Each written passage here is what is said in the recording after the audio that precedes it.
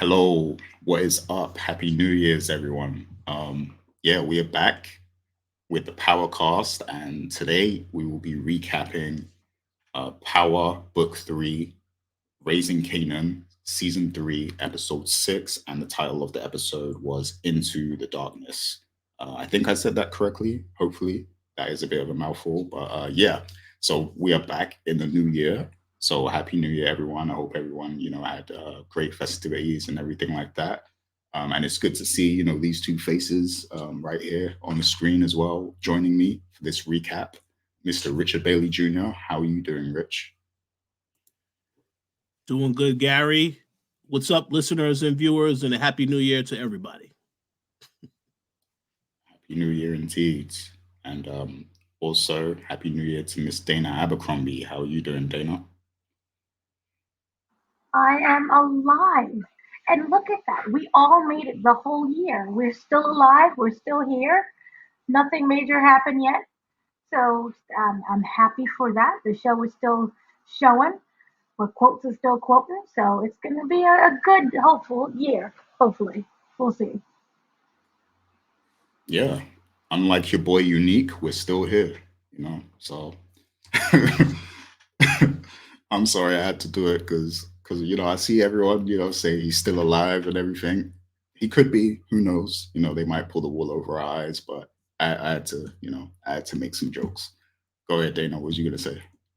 I just want to put this as a disclaimer because it popped up several times and they're like, he's alive. He did. Oh my gosh. I just want to say that the reason why Joey Badass was basically killed, we don't know, but he's killed, was because he wanted to go on tour and to focus on his music. And, that's a very demanding schedule. So for me, wish you all the best. He could be dead, or it's like season 5, and then he pops up, and it's like a new single by Joey Badass. So we'll know. But that is the reason as to why he was written out of the show. This was not the writer's decision. This was not, something that was from creative. This was something that he stated. So don't attack the writers on this one.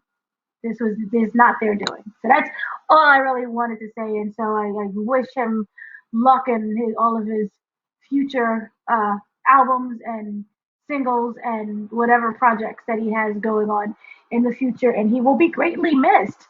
Cause yeah, but it is what it is. You can't do both sometimes. Just don't blame the writers. Yeah, go ahead, Rich. I agree 100% with everything Dana said, and I was just going to add on that actually his album is dropping this month, and it's also his birthday this month. So you'll definitely see a lot of Joey Badass on social media if you are following him. You'll probably hear some of his music, so stay tuned for that. But yes, he will be greatly missed. But I'm glad that they put that theory to the bed because I saw everybody saying, "Oh yeah, he's still alive." Nah, man, when you get knocked out with a steel pipe and beaten down, I'm pretty sure you're not going to survive that. But now we got confirmation. Oh yeah, yeah, definitely. Because usually, if somebody is still alive, you won't see like the body get dropped off and stuff like that. But hey, who knows? They could do something. They could input some sort of big twist. But I think he's gone. But hey, we'll see. There's many different theories, and that's why we're here today. Because this episode, Into the Darkness, wow, like there's lots to talk about here. Like it is a very interesting episode. Like not a lot of action, but so many things happen that we need to discuss immediately. So before we get to our takeaways, shouts to all the people. We love all your theories. Thank you to everyone who is a regular commenter. Please do continue to leave your comments, your thoughts, your theories. Let us know what you think. Of course, the writers for Raising Canaan are doing an amazing job. So the analysis that you guys are putting out there is very entertaining to read. Just as entertaining as the show itself, because the writers are doing so well with the writing. So please do continue to leave your comments. hit that like button and subscribe to the channel. Also, you can also check out some of the interviews that Dana has coming on the channel. There's going to be a lot of those coming out soon. And then, also check out the Koalition Entertainment and the Koalition Gaming channel also. So, yeah, we're going to get right into the takeaways now. And this week, Mr. Richard Bailey Jr. is going first. So take it away, Rich, when you're ready. Okay, first and foremost, I thought this was a great episode of Raising Kanan. I think it's pretty much a perfect episode to follow up from the previous one. My 3 takeaways today are going to be very straight to the point. We'll obviously talk about this stuff in more detail as we normally do on this show, but I'm just going to keep this very straightforward because these are some thoughts I had as far as the episode is concerned. So first and foremost, this episode, I want to talk about Kanan and Ronnie, because in this episode, we finally saw that Kanan and Ronnie, now they are pretty much all working together. And the episode does start off where you see Famous. I'm going to get into him a little bit later, but he has the conversation with Kanan that we have been anticipating, where he tells Kanan, your mom put that gun in your bag. And of course, Kanan's reaction, just as I expected. Now, I was expecting him to beat down Famous, so I was a little disappointed, but he still told him, get out of here, don't come back. And no, he wanted him out of the crib. So Famous is out there somewhere now, trying to find a place to live. But pretty much this whole episode sets Kanan down the darker path. He was already on a dark path anyway with the whole selling of the weed. But once he comes across Ronnie, after Ronnie does his little side deal with Juliana, now he pretty much is starting to get introduced to Snaps. Gary, there he is right there, Snaps. He gets introduced to Snaps and his wife, and basically he goes to this party. And at this party, you do see that Jukebox is basically trying to tell him to leave. She's trying to get him to leave because she senses the crowd. She knows what all those people are about as far as their lifestyle. And Kanan decides, no, I'm going to stay here. And she also is trying to ask him questions about what happened with you and Famous. Why are you not cool with Famous no more? He's saying, no, we at a party right now. I'm not talking about any of that. So this episode, I do feel establishes that Kanan now he's going towards the more darker side, dealing with more dangerous individuals. And obviously, I want to see what happens from here. Ronnie kind of took a step back in this episode as the person basically facilitating information and getting Kanan set up with Pops and his wife. But I definitely want to see what's going to happen from here because, Ronnie also has a target on his back, so to speak, because at the beginning of this episode, you had the whole situation between Raquel and Unique's his girlfriend, and the fact that they talk about trying to figure out what happened to Unique, and Raquel probably was saying, hey, Ronnie probably did this. So it makes me wonder if they're going to try to put together some type of plan to take out Ronnie. Obviously, the thing is that Raquel does not yet know that Kanan is working with Ronnie. So I kind of feel like once she finds out this information, she is going to actively try and get involved in what's happening with him. So let's stay tuned and see where things go from here. But overall, yeah, very interesting episode, very good character development, and let's see what happens with Kanan and Ronnie. The second takeaway of this episode, I want to talk about Famous and Lou in this episode because, my name for today's show is the snitch rapping extraordinaire, because every time I see Famous and he has a rap, he's talking about some stuff that he probably shouldn't be talking about in that rap. The streets need a body. Remember that from season 1. He's talking about the fact when Kanan killed that other kid. So basically, when he does the rap, he's basically confessing, talking about his feelings after killing Freddie.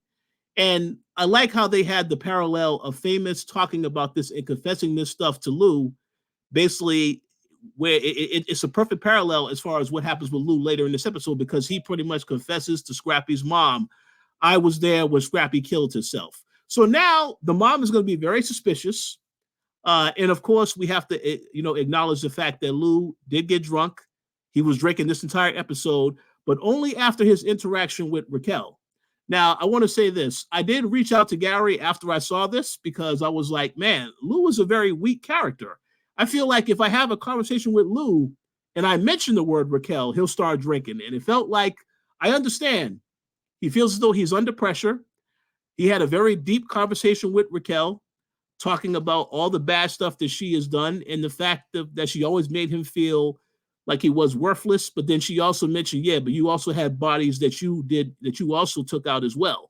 So obviously he's dealing with a lot of stuff, a lot of stress, pressure whenever he talks to her. So I understand why he would drink the way he drinks. But man, I was not expecting him to make that turn so quickly, and then so aggressively. It's not like you just take one drink, then you just keep drinking the entire episode. So this is why at the end of the episode, he finally had that breakdown and he went and tells Scrappy's mom this. So this cannot be good news for the Thomas family moving forward. We'll have to wait and see what happens next week. But man, I kind of have a bad feeling something will happen to Lou at some point. And there's a lot of people on the chopping block, so let's stay tuned and see what happens next. And finally, my final takeaway of this episode, and this is, I think, one of the most interesting aspects of the episode, aside from everything else that I mentioned. I want to talk about Howard. The fact that he has been trying to get close to the feds this entire time, because he doesn't want them to find out about what happened with him killing Burke. He doesn't want them to get too close to what's happening. Obviously, they still question Crown Camacho's involvement in the Baisley projects, as I figured that they would. But he's trying to get close to them so he can try to throw them off the scent. And then he also does confirm to Raquel in this episode, yes, Unique is dead. He tells her that, so that there's nobody that has any suspicion about Unique. He's dead, he's gone. Now we know that. We can confirm that. But the most interesting thing came at the end of the episode. And I think this is a moment that everybody's going to be talking about where, at the end, he talks to one of the Fed guys once again, and they're telling him that they're looking into now this guy, Marvin, who is Raquel's brother. Now, this is going to be a very interesting situation because this entire time, they have been trying to do as much as they can to separate themselves from Crown Camacho and paint this picture of him being the guy that you need to be concerned about. And then obviously when Unique turned up dead, they're asking questions. Did Crown work with Unique? All this stuff. But the fact that now Marvin is somebody that they are interested in, this is a very complicated situation for Howard to be involved in. We do know that since the start of this season, now Marvin knows that Howard is Kanan's dad. He got that revelation at the beginning of the season. So I would like to know if they're going to have a conversation about that. If he is approached by Howard and he says, I know your secrets, so on and so forth. I want to see how they handle that. But this is a tough situation because there has to be a fall guy in this.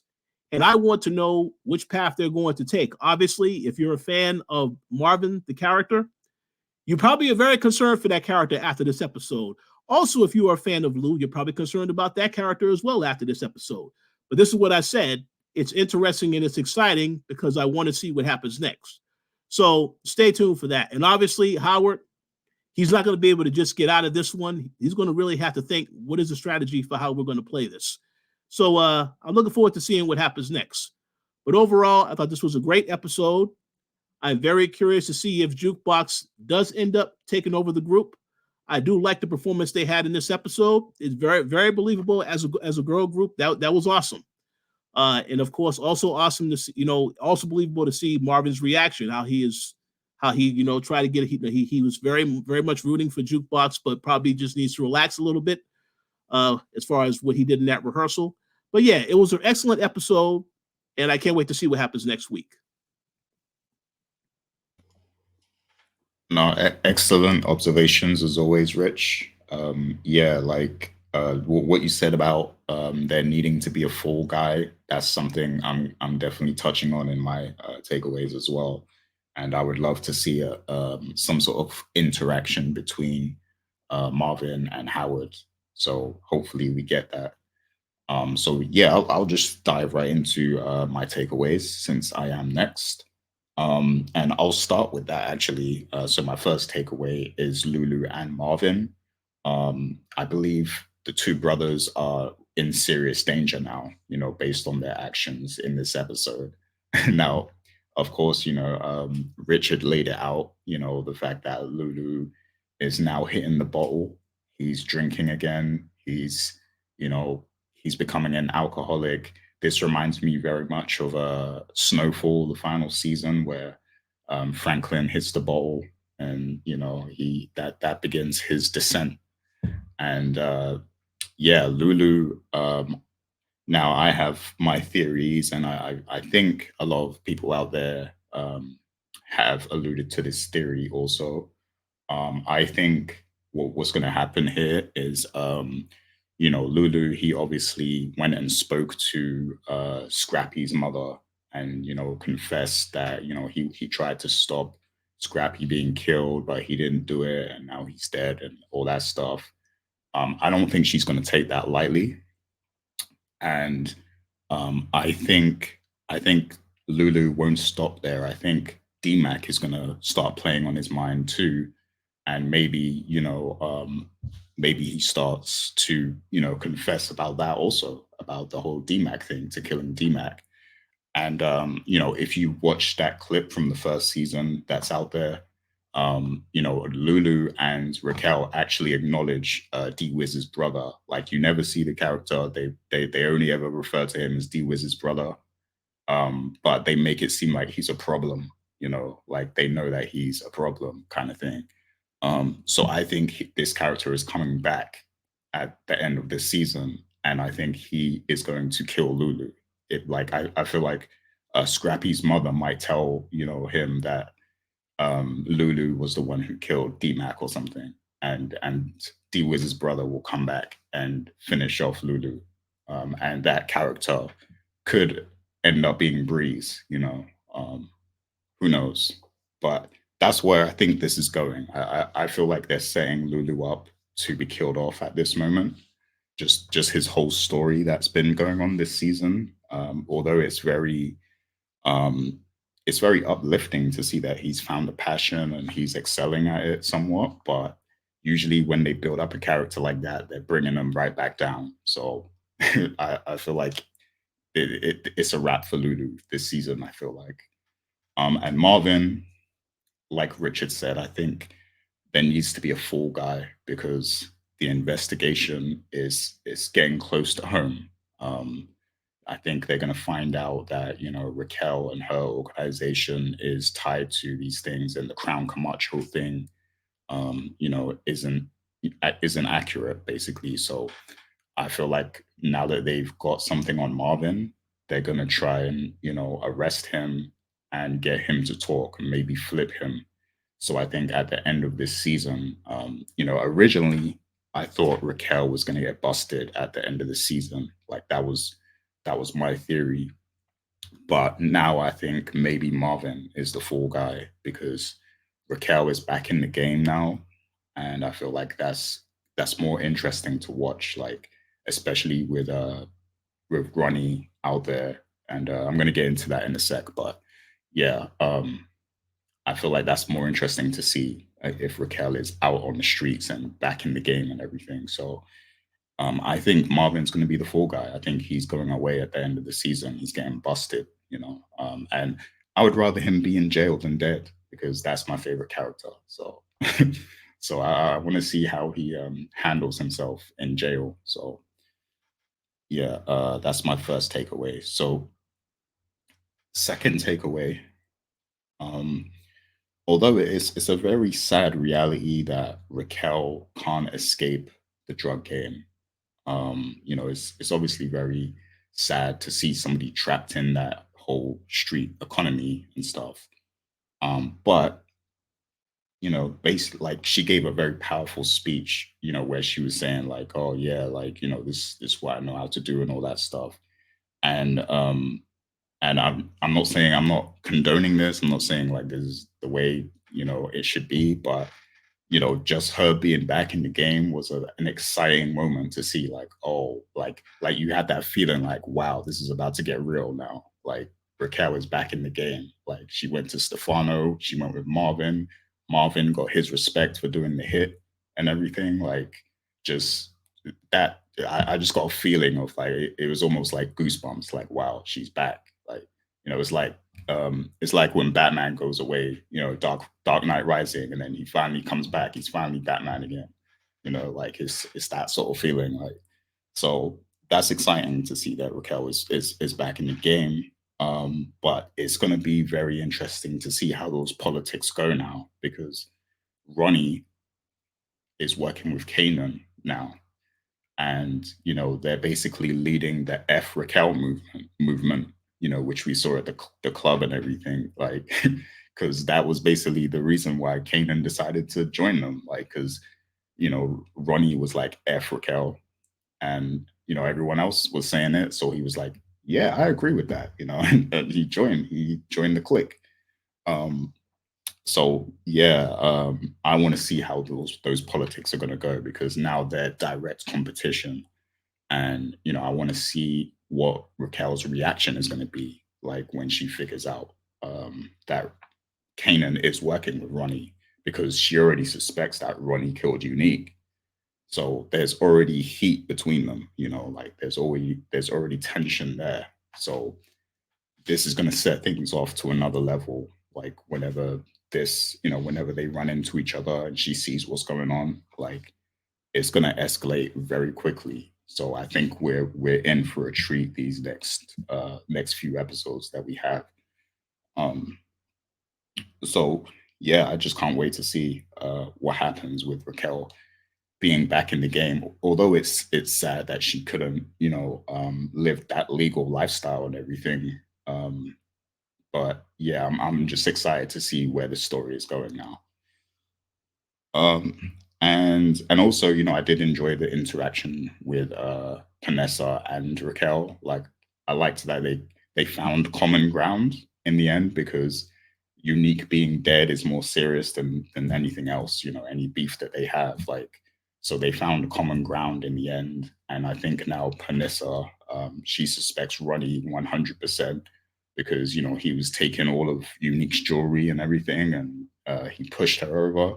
So now I think there's no doubt in her mind that Ronnie was the one to do it.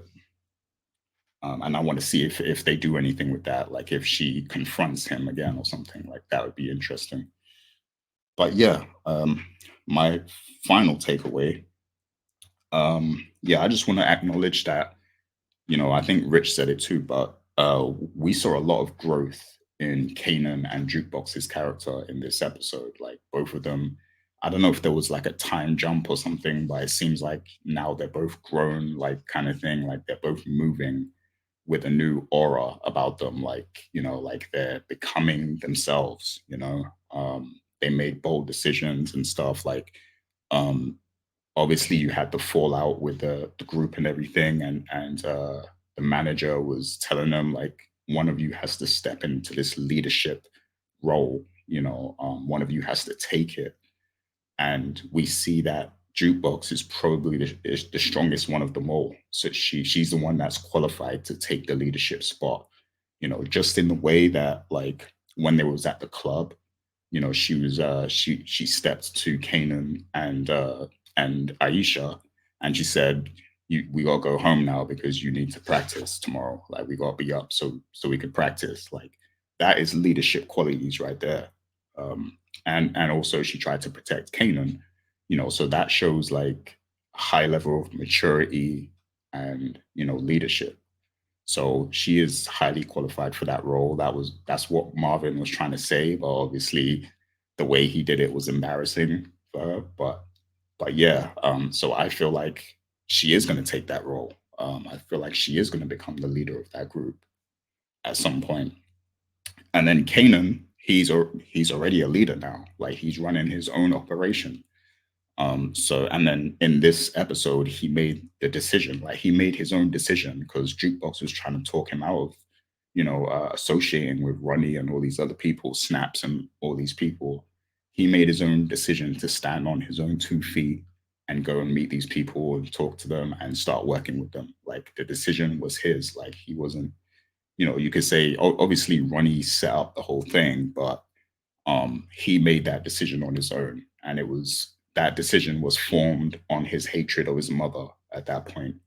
So yeah, like they're making bold decisions at the moment. And also I want to shout out that the fact that they took a picture in that club, I feel like that is I think they're paying homage to one of the Supreme team pictures. So for those who don't know, there's like a infamous group of drug dealers from Queens called Supreme Team.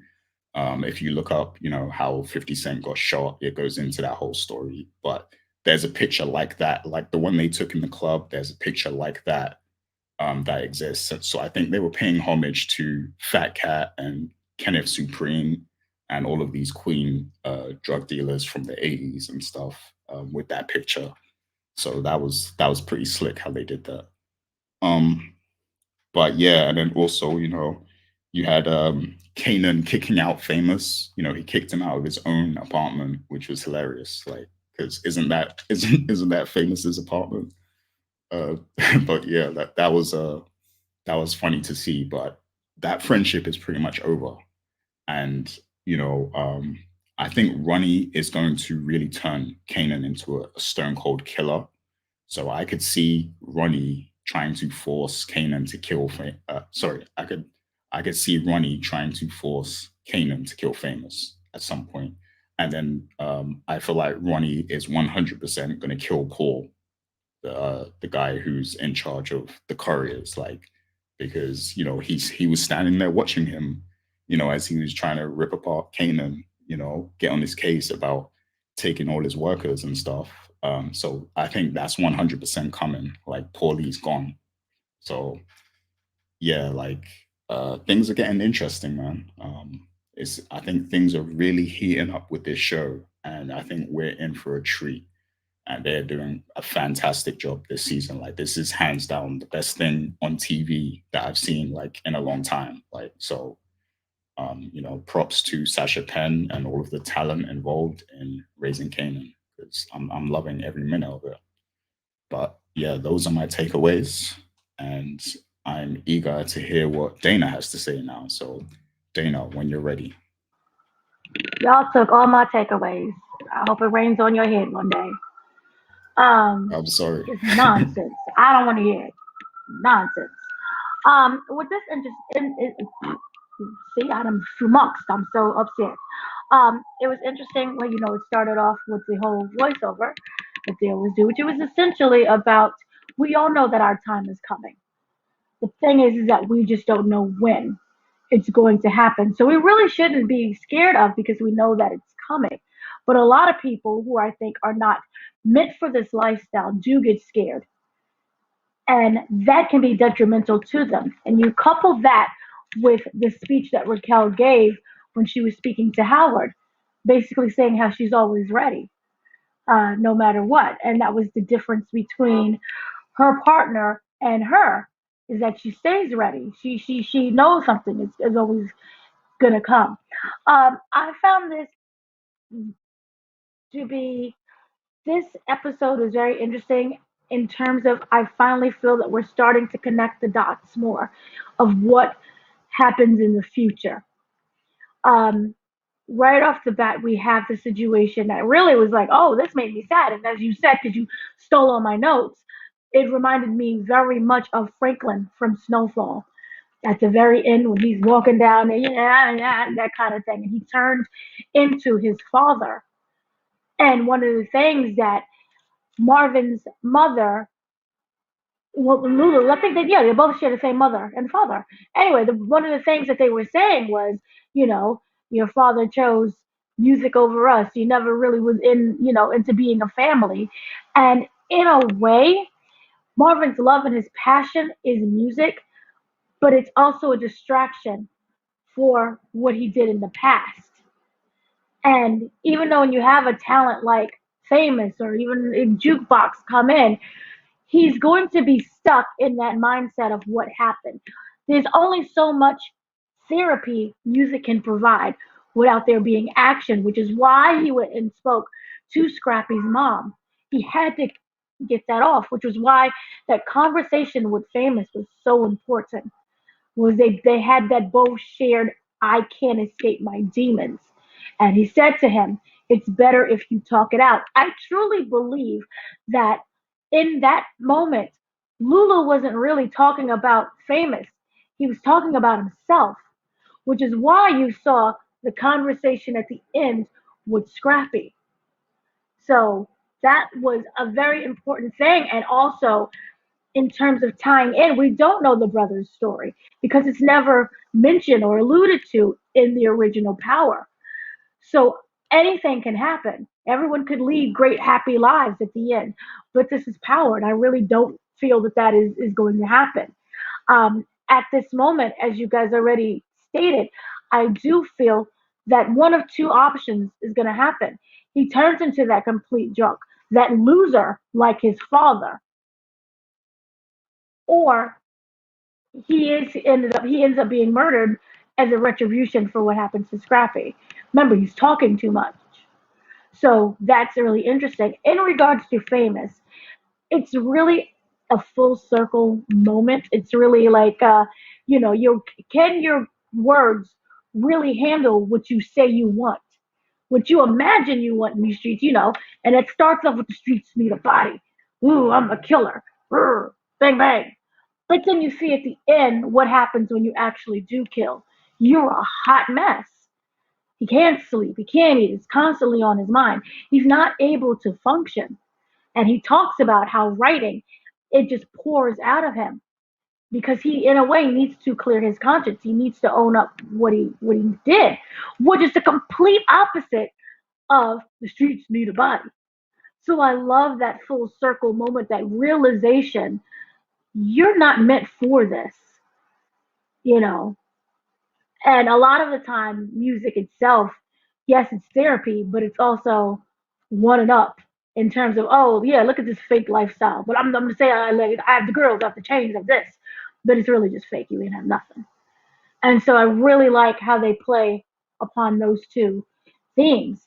I truly do feel that, and I truly hope, because it's so easy to just kill off someone.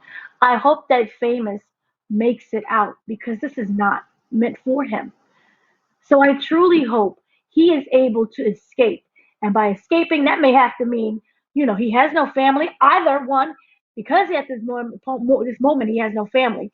It causes him to go back to his family.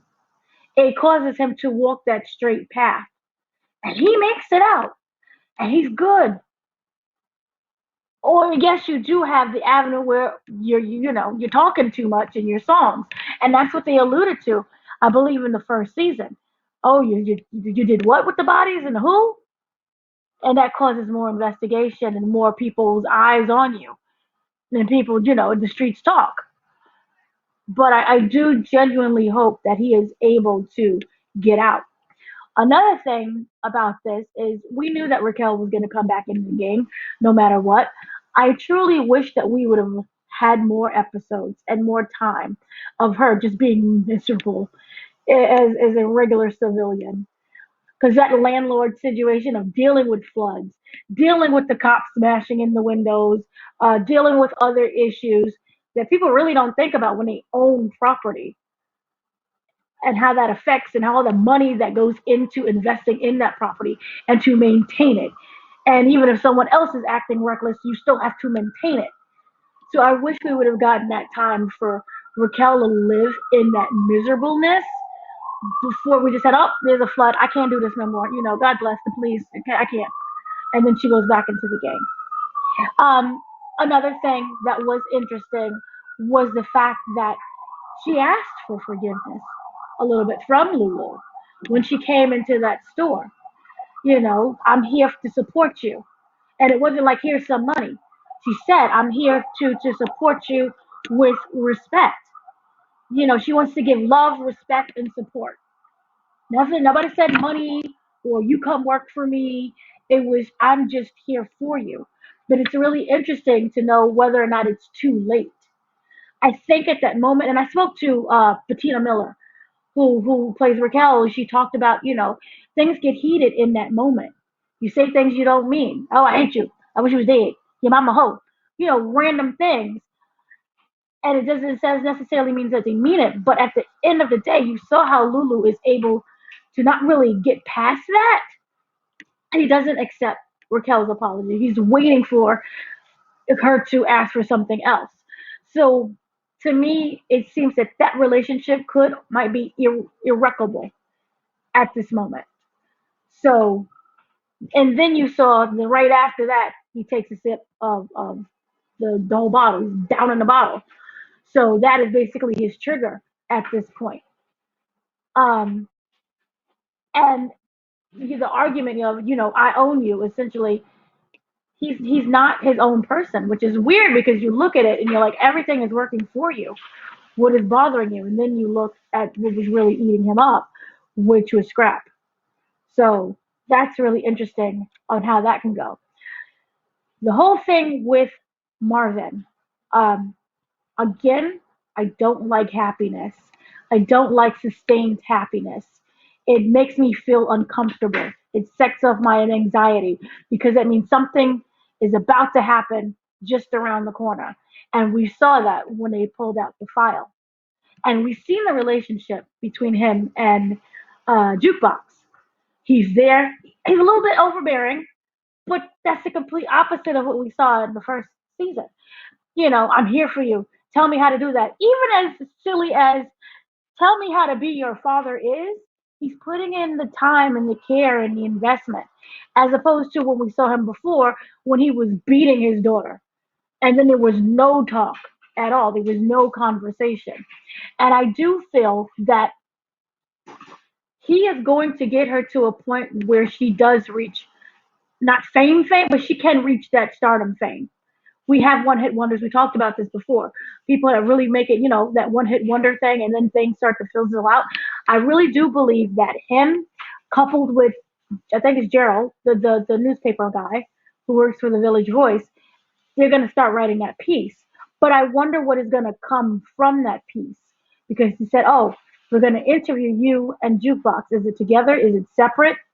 What is the format?" And then you have it with that guy who came in, who's like, "Hey, I know you, because basically you sold me drugs," and he's trying to avoid that. But the fact that the guy repeated his name again, and the guy, "Well, I don't know that," and he was so over the top with it. He is an investigative journalist, so I wonder if that's going to come back into the fold again. Which and goes back with the theme of we all know our end is coming. We just don't really know how or when that's going to happen. And I think we're going to start slowly seeing the downfall of these characters. So for me, it feels like Marvin is definitely going to be in jail. And we saw Jukebox when she was at the table and she did that terrible job of hiding the letter. She passed her exams. And I believe that was the exams that they needed for her to go into police academy. Um, but she passed all of that. I forgot. I have the name written down of what it is. I didn't get a chance to Google it, but the assumption, because what else would she test for? It's not like she's planning to go to college. It was the police force right after. So right, Gary? Was it the Yeah. military? The Well, military? yeah, it was the military. It was she passed the verified CAT SV A. Sorry, dyslexic. The verified CAT ASVAB score. It was a score report, and she said you qualified. So for me, it feels like this. Marvin is going to end up in jail for the murders and things that he's done connected to Raquel. Jukebox is going to be successful in that lane of being a singer and with that group. I feel that her stardom is going to rise, but she instead is going to quit it all to working, doing the police force in hopes of getting her father out. That's just how I feel at this moment. And that's when she learns, you know, because at this moment when we saw her at the party and she's around all these drug dealers, let's go. I don't want to be here. This is not my environment. This is not my setting, which we know is the complete opposite from the Jukebox that we know as an adult. But I think once she gets in that academy, once she tries her best to get her father out, and it's definitely not working, and she sees the corruption from within, well, what else am I going to do? Join the party. Everyone's out for themselves. And anyway, it don't matter what it is. If it's in the singing career, if it's in life, if you're trying to be the best, I don't know, Bob the Builder, everyone is essentially out for themselves. So she sees that with the police force, which is why in the end she's corrupt. And it's a level of corruption that truly terrifies Kanan, which is weird because right now we're at that moment where it's switched. Kanan is looking at the drug dealers like, yeah, I know what this is. I'm ready for it. Just sell something. And Jukebox is like, we gotta go home. I got things to do. I have business, you know. And also with those two, you see the drifting of them slowly apart. Remember, they were like this. They told each other everything. Now she's like, what business? What's a wheat eats? What's going on? I'm confused. No one is telling her anything. And I don't know if Kanan is acting because this is for your protection.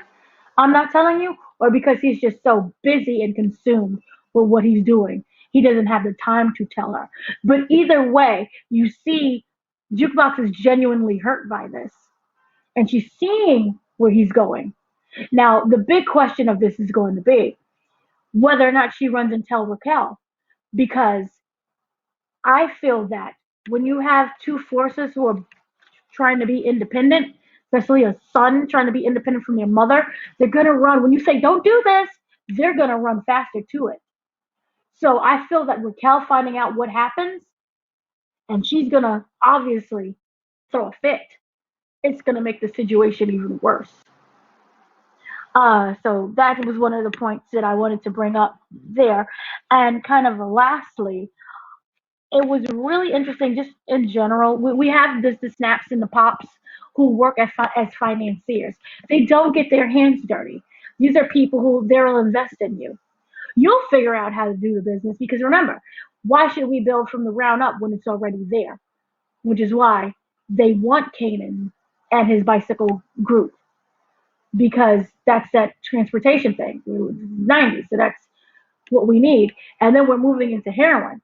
And you didn't see he wasn't hesitant when it came to what? Because this is much bigger than some weed.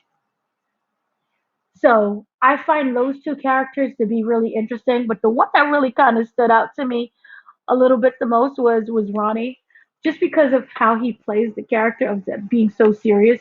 And it is essentially that big kid in school who bullies everyone. So it's like, come to my party. And you really don't want to come to the party. It's that awkwardness and seeing him at the party and him taking the picture and he's like off to the side, like, don't touch me.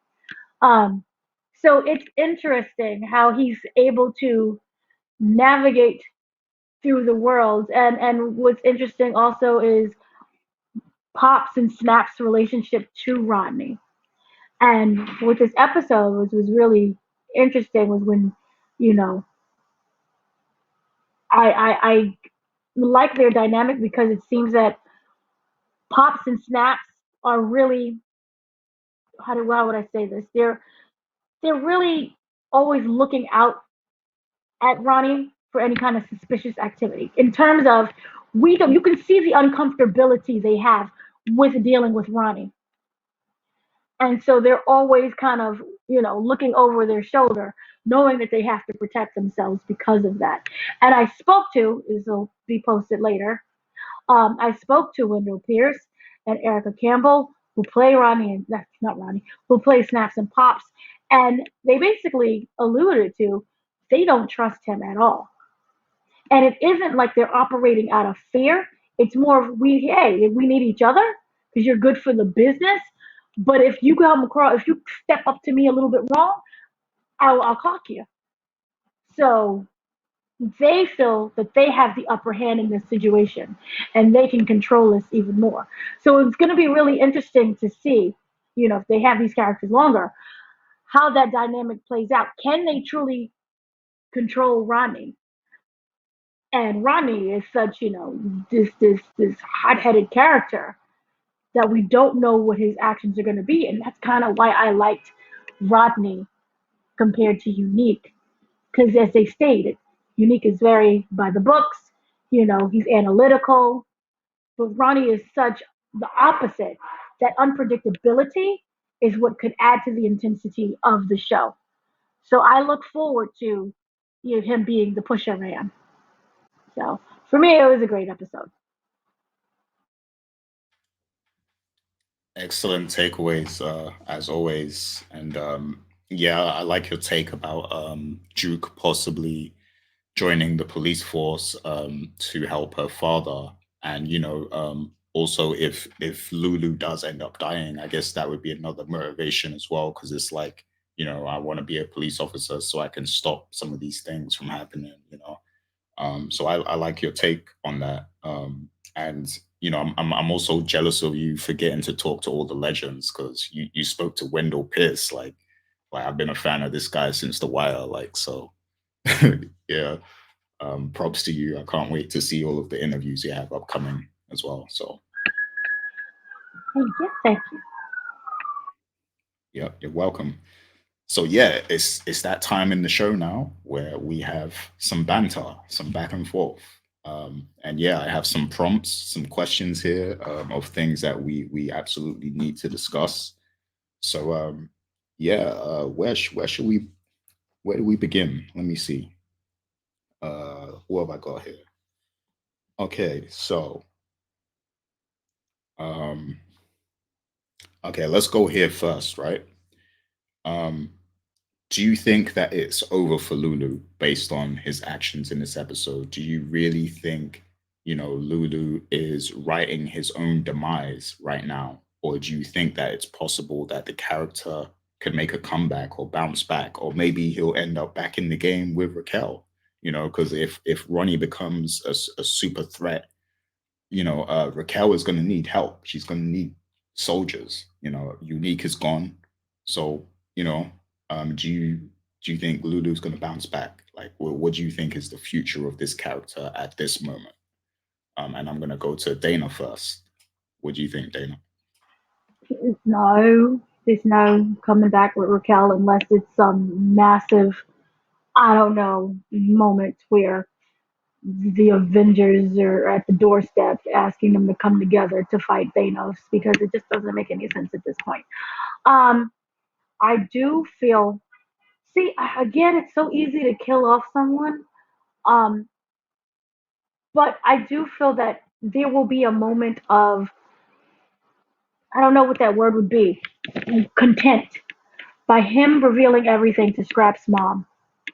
At that moment, I do feel that there's going to be a heaviness that eases off of him. But I just don't know how long sustaining that's going to be. I don't know what the mom is going to do. I do not think she's going to just sit in her room in her chair and cry, and that's going to just be it. I do think she's going to take action and go to the police. Whether or not they believe her is the biggest thing. But the fact that his death connects to Raquel, who is the brother they pulled out of Marvin, this is going to make this something that they can't ignore. So I do feel that's the problem. And there is no reason to bring in the FBI and have them completely inept. What is the point of that? So I feel that the FBI is in there for a reason and a purpose. And we're going to start to finally see that, because so far it's just been talk. It's just been Howard saying, I don't know, I don't think so. And let's be very honest here. Howard is not that great with lying. He has sustained his lies up to certain points, but when you start going into FBI's and our team, the other places that he wants to go into, that is when he's going to start facing some real problems. Now, with this, he also stated that he wanted to switch over to narcotics, and that it was a tit for tat situation in terms of I'll do this for you, you'll do this for me. So I'll keep the FBI off of out of here and off your back, and then that way you can make me narcotics. Well, what happens if that fails? And I think we're going to start to slowly see that failure, because this lie is getting bigger and bigger. And sorry, Lulu was a complete wild card. And so usually, if they did not bring out Marvin's picture, I would have said no. They would have, called her a cuckoo bird, because they haven't been listening to her again. They just, he explained, they're really slow, and genuinely they just don't care. It's just another dead black kid. Yay! But the fact that the FBI, the fact that it connects, the fact that we have Marvin, that's going to be the bigger issue. I forgot what the original question was. Oh no, it was just is it really over for Lulu, or do you see the character making a comeback somehow, like bouncing He's back not from? getting back into the. I cannot see him getting back into the drug business. Um, Maybe his way of atoning is not just through confession, but through going to jail. That's his way for atoning. So, Do you, do you think he'll die? Do you think he could possibly die at the end of the season?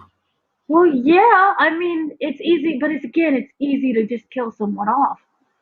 Even if you was to have grandma just automatically pull out the gun from her purse and shoot him.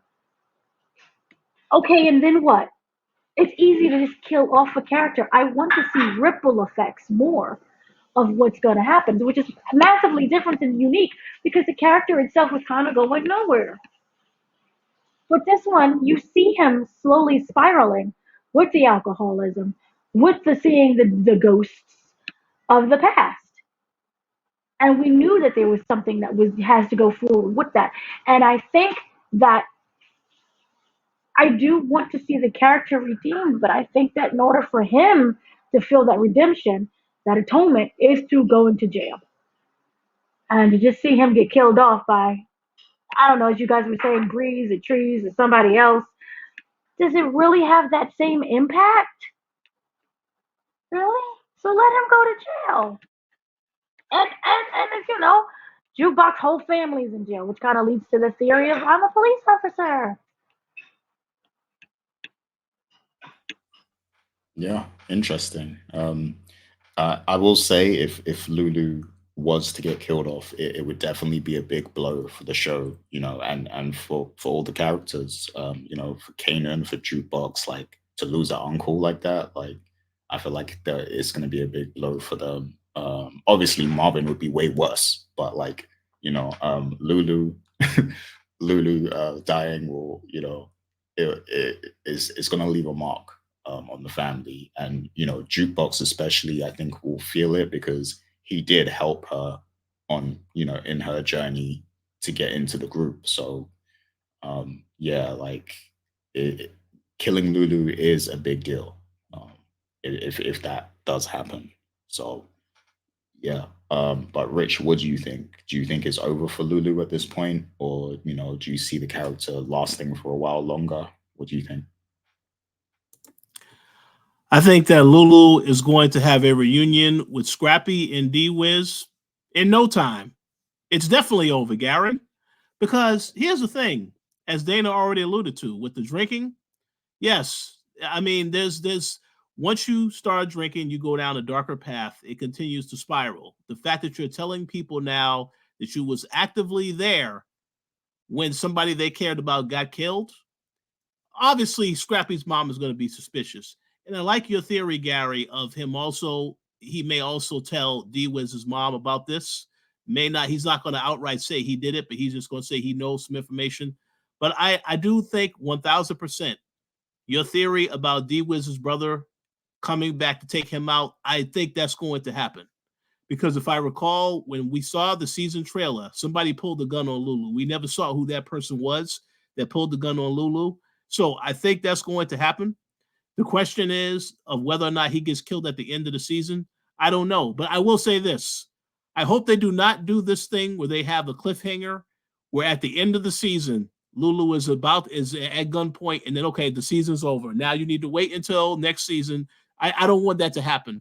But I do think the You character don't is want going. you don't want them to do the Walking Dead. I thought you liked the Walking Dead show, No, so I man, thought no, you wanted no. them to do a Negan I I thought it was cliffhanger. BMF. Remember that with DC Youngfire at the end in the Yes, car? yep, Oh yeah, exactly. yeah. Yep, it was. It was. No, no, no, Gary, no, Gary. We do cover that other show as well, but that show has not been good. The regular show towards the end of the season was not good. So I'm talking about The Walking Dead. But let me just say this right now.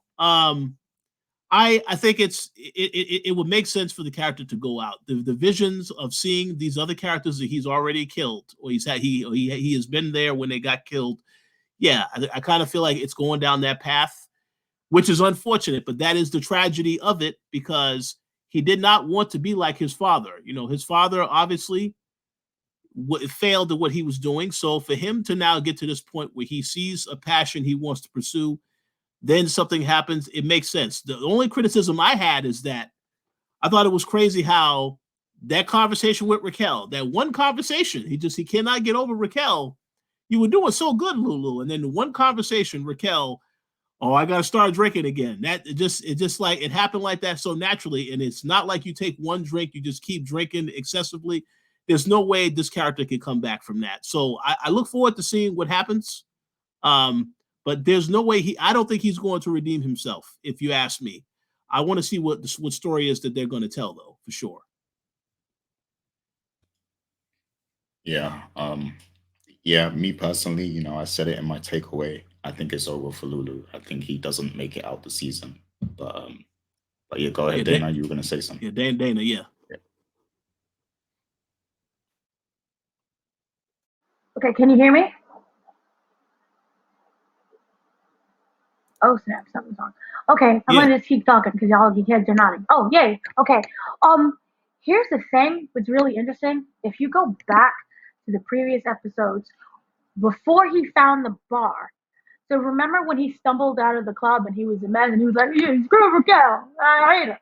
Right? And they was getting drunk together with his brother, and that's when I had that weird sensation in my chest. I was like, oh no, because he was stumbling and walking really slow out of the bar, and it was an alley, and I was like, oh, they're gonna kill him.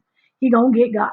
And then he walked into the bar, and then essentially this was his salvation because he heard the music was the first thing that he did, and that was his father. His music. So I genuinely thought at that moment he found salvation. That was going to be his life turning up, for the positive, and things were going to work out. And screw Raquel, screw whatever it is, and he was going to be happy. Then we get to this episode, and I was genuinely confused because I was like, "What just happened? You were okay." But if you looked at it, there were moments in between that moment and this moment where he was drinking a little bit. Remember, he was drinking, I think, he was drinking in different settings. And I think one of them was like in a car a little bit. So I wonder if he is music and say the bar being back in its full blown whatever barness, because he only just had that one night from my understanding, and he was arguing with the speakers. I wonder if he can find his way back to that music where again it would be his salvation. Or I wonder, in order for him to live, he would truly have to remove himself from Raquel, because Raquel is that trigger. So I'm just confused as to, I know there can be multiple triggers, but will this, if he was to remove himself, will it get better for him? Richard. That's a great comment, great theory. My answer is I don't think so, because what we did see in the last couple episodes, he was very disciplined as far as not drinking. Anytime they offered him a drink, no, well, let me just get some water or something. But this thing with Raquel, this was the trigger that set it off. And the reason why I say I don't think so is because now he is telling information that puts the entire family in danger.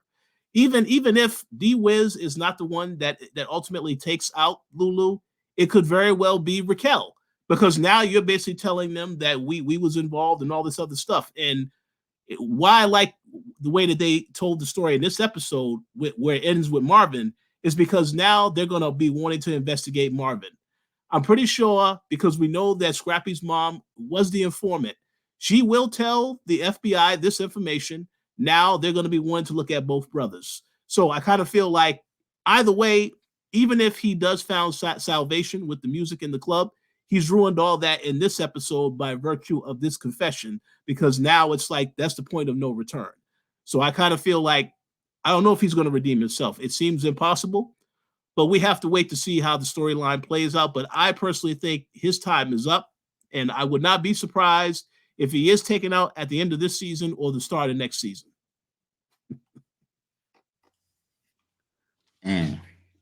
Ouch. Yeah. A thought just occurred to me. Question. Oh, sorry. I'll go after you. No, go. Sorry. You go first. Okay. I was gonna just say, this could be the driving factor where he completely shuts down. Well, Kanan completely shuts down towards Raquel because we're still not at Kanan Stark. We're still Kanan Thomas, and I want to know about that name change. That will bother me to the end of my days. Is that name change? So I wonder if he's like, "Oh, really, Ma? That's what family do with each other? Well, I'm no longer a Thomas. I'm a Stark." Is if that's what really happens? I'm just wondering because we need to get to that point where it completely drives a wedge between them. We do know in the end that they come back together. We just don't know whether or not Raquel is together in her own house or in the grave. Because she does say, "I went to go visit my mom." And then Tommy, the ghost, is looking like they paused for a minute. But I don't know what that pause means. But it was like, yeah, respect. I don't know what the pause means. So I'm trying to figure this out. Let me make a quick comment, Gary, then you could go. Yeah, I do think that it makes sense for Lulu to get taken out because, like you just said, they did tell us in this season that both Lulu and Kanan, they don't like Raquel. So because she can't really get across to Kanan, I kind of feel like if Lulu is killed, then yes, that is a signal to Kanan that says, yeah, I don't want to have nothing to do with her for real, nothing else to do with her. So yeah, I do believe that is why his time is probably going to be up because they did bond in the first episode of this season about not liking Raquel, not believing that she's out the game. So yeah, I kind of feel like that can 100% happen, but we'll see. Yeah. Yeah, good points. A thought did occur to me, but I'm gonna go to this next question first, and then double back to the thought. But yeah, so in terms of Howard, we know that there's an investigation pending. We know that Marvin is now a suspect because of the Toni murder. And they even alluded to this by having that guy show up when he was with Gerald, saying, "Oh, I recognize you from the club with Toni," so something is going to happen there, like he's going to be implicated in this investigation. So I wanted to ask you guys, because Howard spoke to his captain in this episode, and he's trying to inquire about a new position. So I want to ask you guys, if Howard is able to get this new position, do you think this is going to help him to kind of clear these characters from these investigations? Because Lulu might be implicated soon with the whole, Scrappy thing, because Scrappy's mother was cooperating before. So, maybe if Howard is in a new position, he might be able to kind of manipulate some things in a better way. So do you think that there's a chance that Howard landing this new position might help them in the end? So that's the question I had. I'm going to go to you first, Rich. That's a good question, Gary. And here is my controversial answer to that question. I think that, Howard will do whatever he can, but if he feels as though he is in trouble in regards to his investigation on his shooting, then he's going to put himself before everybody else. Now, one thing I do want to say that I really like about this episode and how Howard was interacting with Raquel, obviously there's a time where you act as a police officer, you're very serious with how you address somebody. But when they were talking about Unique, it felt like that was a heart-to-heart conversation. Like, yo, Unique is really dead. Maybe you might want to watch your back, or maybe you try, maybe you did it, or if you didn't do it, you might want to watch your back because they're coming after you. That felt like a genuine conversation between two friends or whatever, even though they're not really that close. But what I'm saying is that at the end of the day, I feel like Howard will do what he can, but it's very clear that they are still suspicious of Howard. They still have their thoughts about what happened with the shooter that was involved in his shooting. So I kind of feel like if a situation pops up where he sees that he is in trouble and he has to try to focus on that as opposed to focusing on what's happening with Raquel and her family, he's going to focus on that. So I'll be very curious to see what happens, but that's a great question. I will be very also curious to know what the people commenting on the show have to say about these questions as well, because again, they think up a lot of really good theories. So I definitely want to see what they have to say. But first and foremost, let's hear what Dana has to say, because that's a good question. I have to think about that one. Here's the thing, which I think would be wonderful and lovely and precious and pure. Take the DJ Envy situationship, right? Now, allegedly. Remember when they raided iHeart radio station and allegedly certain videos promoting certain things was deleted after the raid? And everybody was like, that doesn't make no sense, right? Because here's this. I feel the FBI, when they're investigating you, they're not going to put out a big bulletin board that says, hey, we're investigating you between the hours of 12 and 9. They're not going to say anything at all. They're going to watch you. And as we've seen, click, click, photo, they're going to watch you. They're going to stay in the shadows. They're not going to say anything until that door is kicked down and they come guns blazing and saying, we got a warrant, look at what you did. And that's how I feel. I hope and I want for the FBI of this show to operate. I don't want them to say anything. So they're just looking. Remember when they brought in the paper thing that had Marvin picture on it? They're watching his reaction. They're going to know that he's trying to switch over to narcotics. That's another red flag there. Why is he switching over? What's going on? That investigation with that child, the partner who was killed, who killed her, Burke, that whole situationship with Burke, I feel they've already been investigating. They know things. They're just putting it down in their little notebook and they're not announcing anything. So I feel that when the FBI is really going to get involved and when we see them get fully involved, they already have the information that's needed. So there's no way of saying, let me duck and dive. There's no way that Howard can lie himself out of situations. And plus, he has this track record where things are just a little janky, a little murky with him. And before Burke died, who did she tell? That girlfriend. And while it may seem like, everything that we said really didn't go anywhere, or that was just the end of the case, that's the end of the story, who's to say that they not said anything else to somebody else? Who's to say that the girlfriend didn't go to a higher in command? Who's to say that the dad who was like, forget about it? He really was just putting that front on so that there isn't any kind of suspicion brought upon him of what's really going on. Because he has friends in high places and low places and all the places. And Howard's reach is not that high. It may seem like it at the moment, but is his reach truly that high? I don't believe so. I don't think he can call up, the district attorney and the mayor's office. I just don't feel that way. So I feel that Howard is not going to be able to get out of this situation and that he is going to realize that things are much bigger and larger out of his control because the FBI, in my hopes and my wills and my prayers, they're working in secret.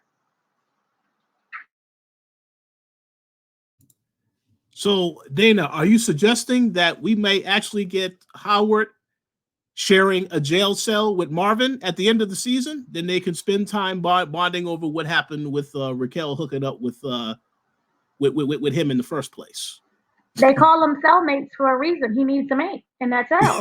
So, yes. Absolutely. No, we don't want to see that. But yeah, great takes from both of you. Yeah, go ahead, Dana. You had something else. So if that's truly the case, I wonder, will Howard survive? Will he live? Suicide, if he is arrested, they're going to kill him in jail. That's a crime. So, and a kind of dirty one, too. So, is he going to get got? Is the real question. Yeah, someone who had this, I can't remember who had this theory. Could have been one of you, but somebody said that Howard might end up dying, and what happens is that he gets caught and he goes out shooting, like he goes out in a blaze of glory, just like Kanan in OG Power. Like, so you never know, like maybe It's something like that. Like father, like son. See, it all makes sense because that death made no sense to me. Of 50 Cent just walking out there, oh, shoot me. That made no sense. But if you was to have it mirror Kanan's death, even though it was still stupid, it makes sense now. Oh, I like that. That's a good way. Can I just say, Gary, that's a good theory, but this FBI guy that Howard is talking to, I can't take this guy serious in a shootout. I feel like Howard shoot him, bang, bang, he's dead. So I need to see that if that does happen. No, it has to be a group of them. It has to be like the full. Remember, what was it? Yeah. Lakeview Terrace with Samuel L. Jackson acting all ignorant and weird and like, yeah, y'all yeah. are racist. And then the cops went and they kept shooting and he was like, that's what I want. Yeah. Yeah. Oh, it could even be like maybe they're out in the field trying to like maybe they're gonna raid Raquel or something, like a drug bust or something, and he tries to help her, and you know, they see that he's helping her, and maybe it happens like that, you know, just in the moment, like kind of thing. It could be something like that. But I want my who knows? showdown. I want a showdown with just him in the blaze of glory. Just him. Yeah, well, that would be something to see. I would like to see that, but I don't know. So okay, so let me get this other theory that I had out, right? Because now I want to make it clear that I believe that Breeze is the one holding the gun to Lulu. Like that is what I actually think. But while you guys were talking a moment ago, another thought occurred to me. Like, what if it isn't Breeze? And you know, my thinking is okay. So Lulu told Scrappy's mother.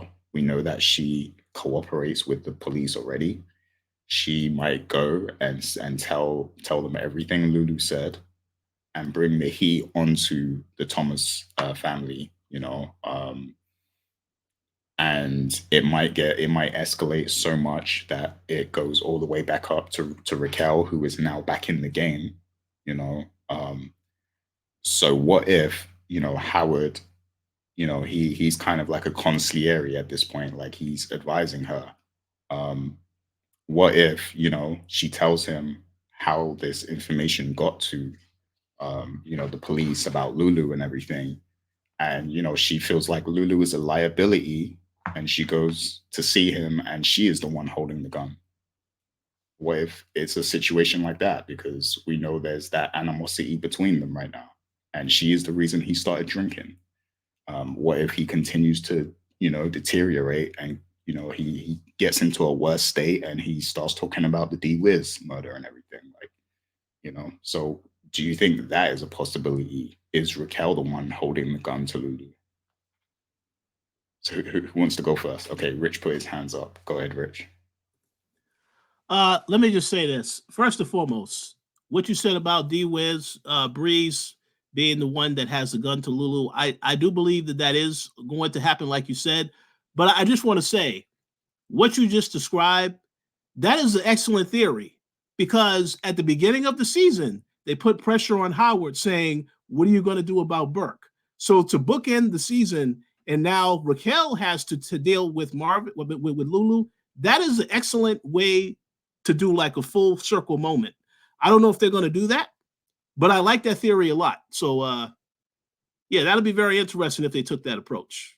So I don't have a problem either way, but that sounds like that's a great way to come full circle. That's just my opinion. Yeah, that would be.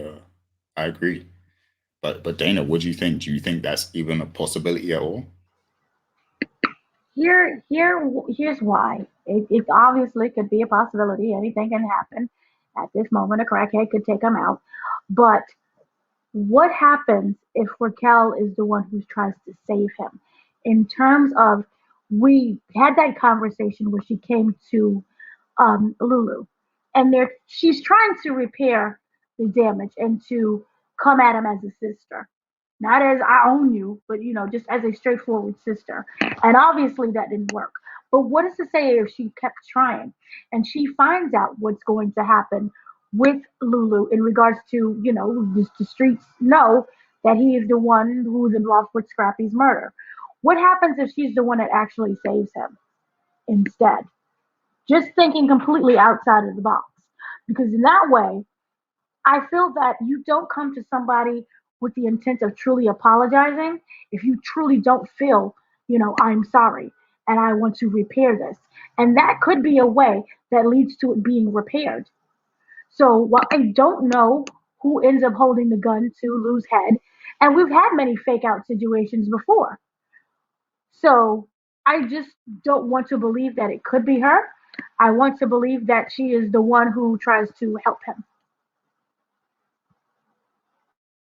But, if we're doing a but, it could completely reference the theory of, remember, brother versus brother, when they had the whole, remember when Unique died and 50 Cent gave the monologue at the end about how brother versus brother and who's really the king and all that stuff? That could juxtaposition brother versus sister, which is, I just really technically didn't answer your question. Yeah, yeah, that's another way it could come full circle. You had a brother killing a brother and a sister killing a brother, so um yeah, that would be interesting. Yeah, it's just a thought. I want to see what the people think about that, because we don't know who's holding that gun. We all have our theories, but what if it is Raquel? I want the people to let us know what they think about that. So yeah, let's get to another question. So do you think Jukebox is going to become the leader of the group at this point? Because they left it very open ended in this episode. Like we all thought Crystal was already going to be the leader, but they make it clear in this that there is no leader. One of you needs to step up. The manager is very stern on them, and she wants to see improvement. She wants to see that she wants to see that competitiveness between them to be the best. So she wants somebody to reach up and grab that leadership spot. And we're all rooting for Jukebox, of course, because we love the character, we spent time with her. But do you think she is actually going to become the leader? And how, if she does, how is she going to balance that? Like, how is she going to manage being the leader? Do you think she'll end up doing a great job, even given all of the family troubles and stuff? Like, do you think she'll be able to live up to that? What do you think? I'm going to go to you first, Dana. So, what do you think about that? I think she has the opportunity to be very successful. Everything is, the ball is in her court. Look at it. She's, very well. She's talented. She sings the best. She moves the best. She is able to have that leadership role. And you see how her father is like, "Yay, I support you." So she has the backing behind her. Here's where I think the problem comes into, and I think that interview is going to help her immensely. But I do feel that her family is going to be that downfall. Once that investigator maybe starts investigating, and remember that name, he didn't let go of that name, and the thing with him, he seems like someone who retains that information. He'll probably go home and Google or look at the encyclopedia. I don't know when Google around in the 90s? I think so. So Google is something. And he will start doing that investigation to find out what it is that was really going on and what's really happening. Now, in a way, you can frame this story as, you look, she came from a family of drug dealers, and now look at her, and she's great and wonderful. And that helps her positively. But at the same time, we do have the FBI. It's like, they read newspapers too. They want to know information. So I do feel that her family could be her downfall. Even though and she made it very clear, I don't want to be involved in this environment. She saw the party. I'm good. That's, Pookie from down the street. That's the crack dealer. That's the heroin dealer. That one over there does PCP. I'm good. She went home. But I do think there are some ways of which you cannot escape your family. And I think that is what's going to happen to Jukebox. Yeah, yeah, definitely. Like the family could definitely be the downfall, and we saw, she had to physically remove her father from the audition they were having because he was getting in the way and everything. So yeah, like that just shows that she has a clear focus, but the family is going to be a constant point of concern. And especially with now, we see Kanan is getting in the game. She was really trying her hardest to pull him away from, these serious drug people, but he made his own decision. And I think we're going to see more kind of tension now between Kanan and Jukebox moving forward, because in OG Power they were still close, but you could see their relationship was kind of fractured, somehow. So I think there's going to be a lot of ups and downs. It's going to be their relationship is going to become very rocky um, after this season, I believe. So yeah, I think she's going to have a hard time living up to that role of leader. But what do you think, Rich? Do you think she is going to become leader, and if she does, like, how do you think she'll carry it? I do believe she is going to become the leader of the group. I think that's a far more interesting storyline now. It's based off of what happened in this episode, and you see that Crystal obviously got a beef with her. So in order to keep that dynamic continuing, she probably needs to become the leader of the group, and then you can see them continue to have issues. I think Dana's point about the family becoming an issue, that will always be a problem in the background.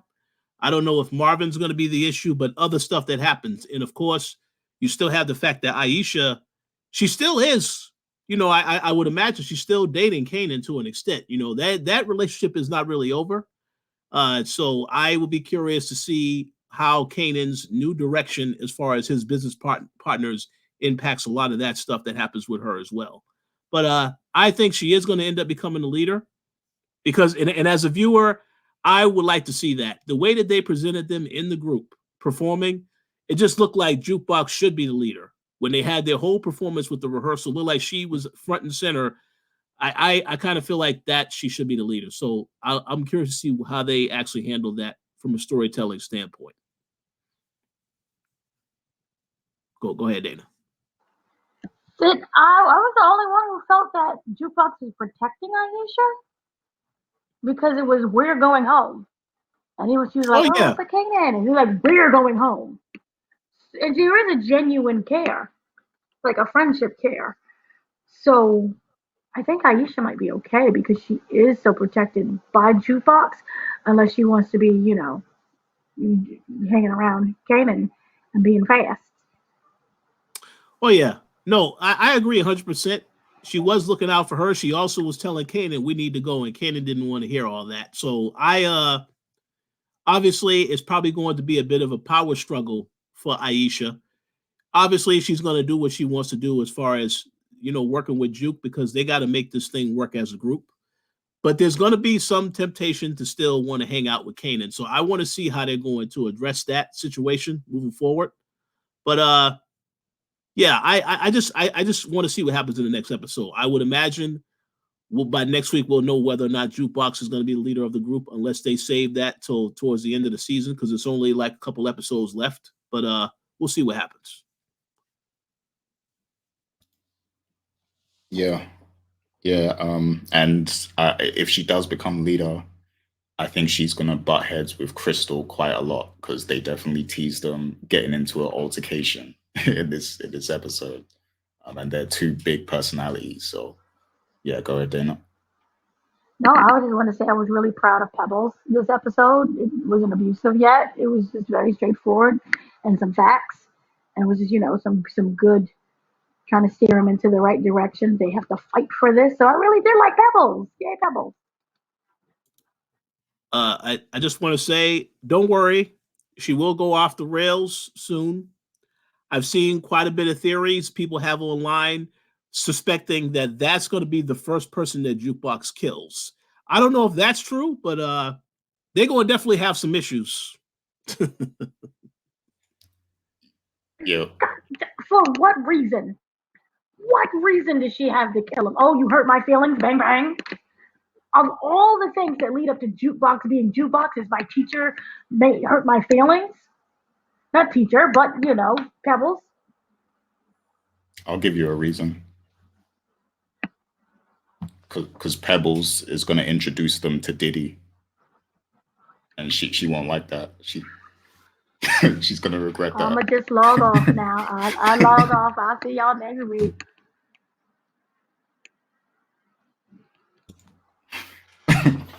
No, I'm joking. I'm You was joking. wrong. You was wrong. But That's funny. yeah, no. So final question, and then we'll get to final thoughts.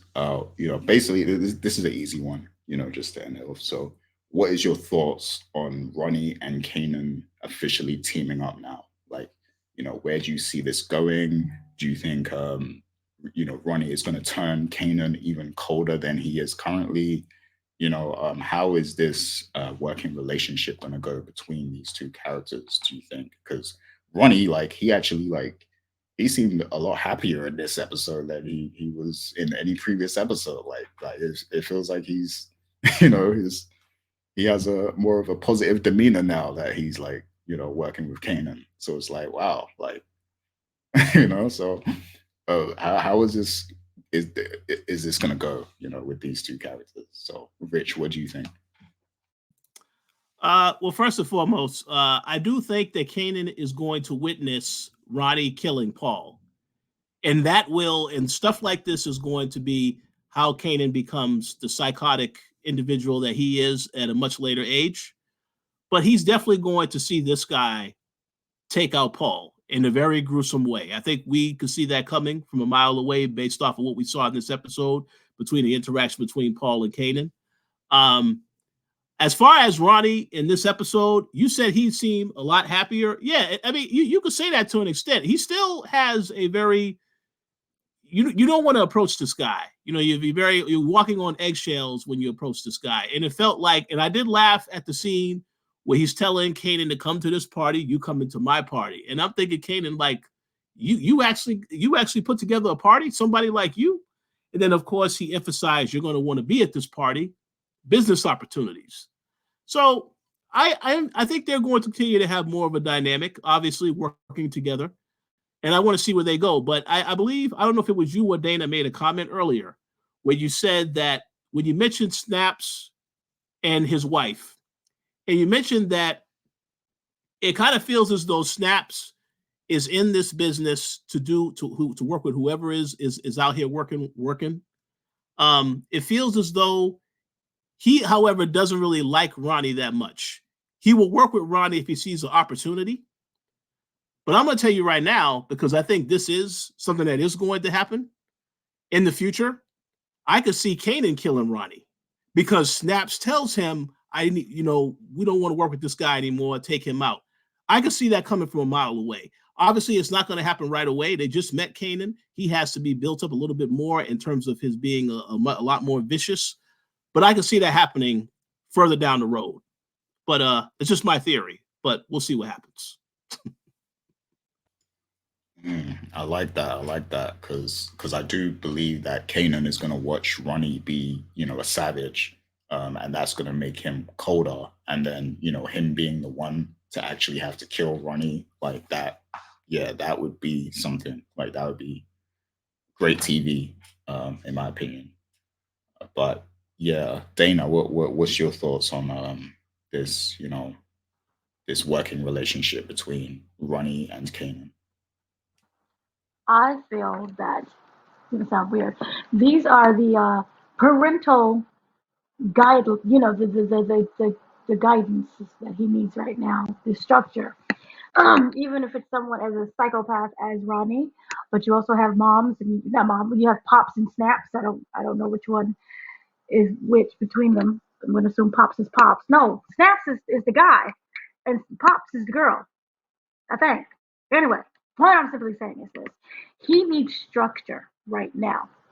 Right now, he's just completely freeballing it. He's doing what he thinks is best, and I think with the guidance of Rodney and the guidance of Snaps and Pops, it is going to not only create him into the man who he is today, but there is a certain kind of way that you deal with the business. He has the intelligence and the foresight. He always had that. He just always wasn't really clean about it. He wasn't able to fully execute it, professionally. Remember when he screwed up the drug situationship and put in, too much and people were dying. Um, I think this is going to give him that way to teach him that structure that he needs.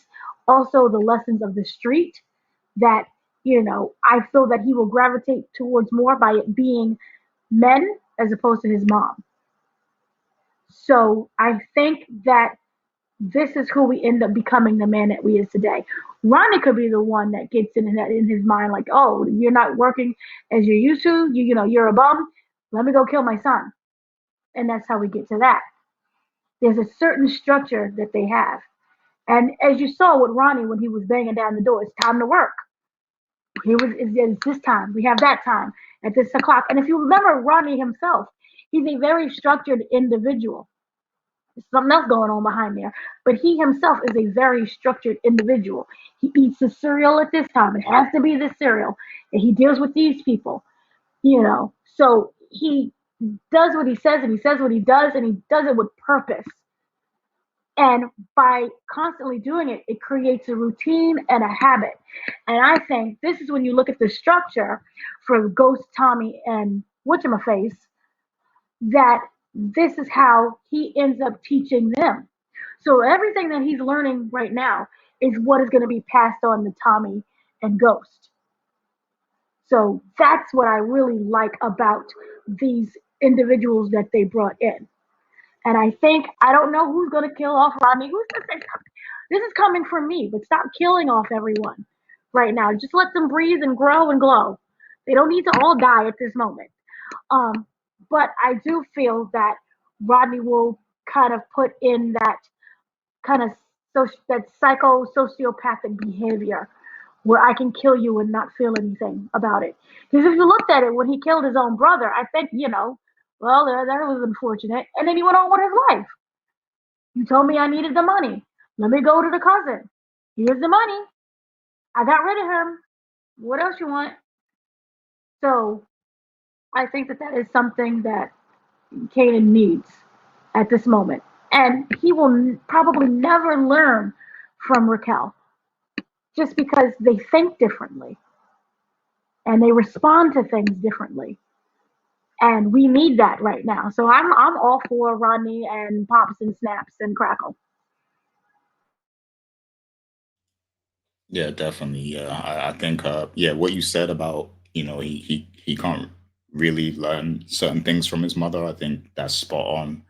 And Rich will know, like as a man, you always kind of want to look up to another man and like learn certain things about manhood from someone higher up. So it makes sense that Ronnie would kind of imprint some things into him. And yeah, like just showing up early, in the morning and everything and saying it's time to work.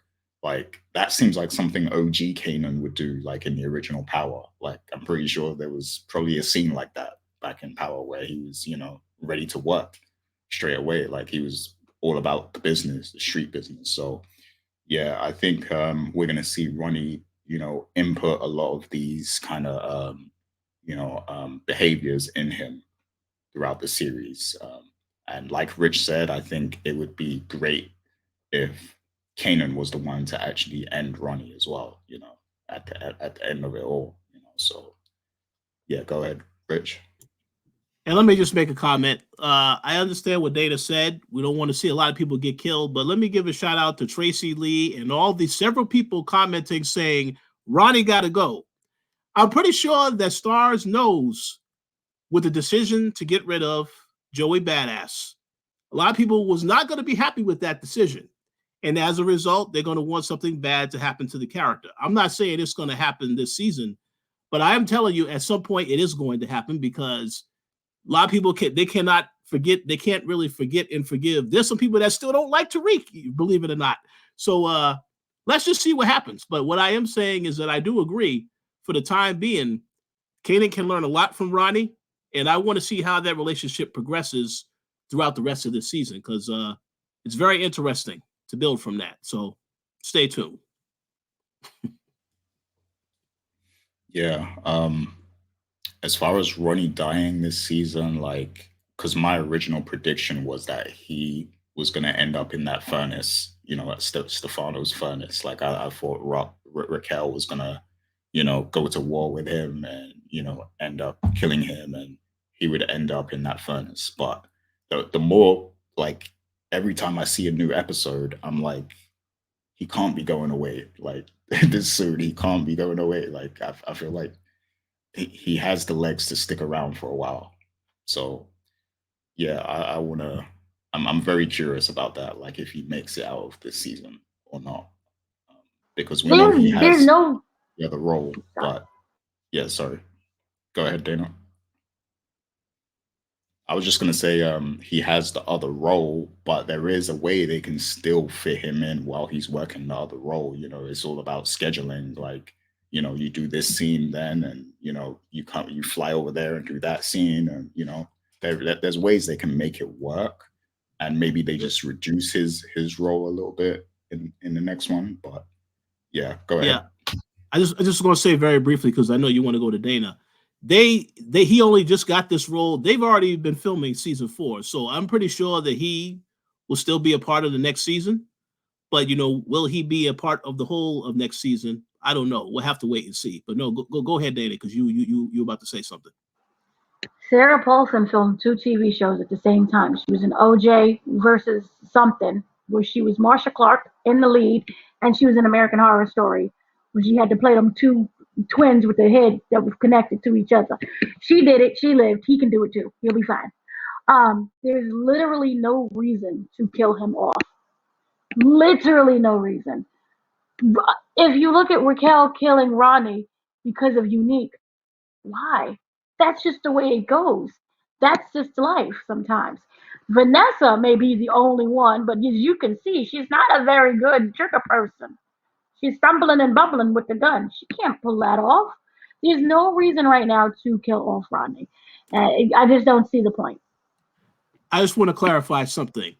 Raquel's reason to kill Ronnie is because of Kanan. This is not about Unique. She cares about Kanan. She's obsessed about Kanan. So I could see her. They've set this up perfectly. Her and Marvin are going to go against Ronnie and Kanan. I think that's what we can see because this is a business thing now. When they start expanding their business, that's competition for them. I see that coming. So we'll see what happens, but that's just my thought. Maybe she realizes that she can't give him what Rodney can. As crazy as it is, a neighborhood psycho. She can't give him that. And he needs to grow and to be his own person and his own dealer for that. And who's to say? There might be some kind of connection at the end where it's, I'm going to help you as well.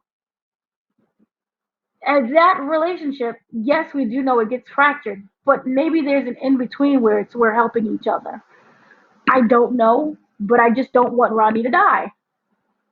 Stop killing off everybody. This coming from me who kills off everybody. Stop killing him. But no, I hope he lives. Just because he's just so good on that show, and he would provide a lot to that.